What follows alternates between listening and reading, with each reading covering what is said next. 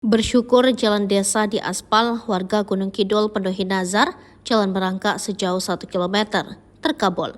Seorang warga bernama Ngatimin rela merangkak sejauh 1 km dari rumahnya ke Balai Padukuhan setempat di Padukuhan Karangdongko Kemiri, Tanjung Sari, Gunung Kidul, Minggu 12 November 2023. Hal ini dilakukan sebagai bentuk pembayaran nazarnya karena jalan di tempatnya bisa diaspal untuk pertama kalinya. Siapa sangka, nazar tersebut ia ucapkan pada 2014 lalu ketika jalan di sekitar rumahnya masih berupa tanah dan batu.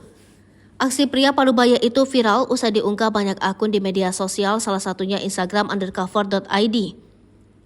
Dalam video, terlihat Ngatimin memakai baju merah dan sepasang sarung tangan sambil berjalan merangkak. Ngatimin tidak sendirian, tetapi terlihat puluhan warga yang ikut berjalan bersamanya. Tetapi para warga lainnya berjalan normal seperti biasanya. Lantas mengapa Ngatimin sampai harus melakukan hal tersebut?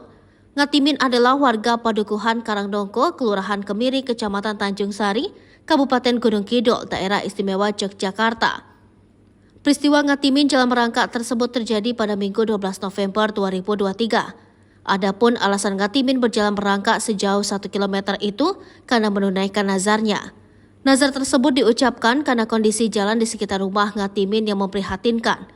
Ngatimin mengaku nazar tersebut ia ucapkan pada 2014 lalu ketika jalan di sekitar rumahnya berupa tanah dan batu. Ngatimin menjelaskan selama ini jalan di desanya itu hanya berupa batu dan beberapa bagian sudah dicor blok. Hingga pada 2023, melalui aspirasi kepada salah seorang anggota DPRD Gunung Kidul, akhirnya jalan tersebut diperbaiki.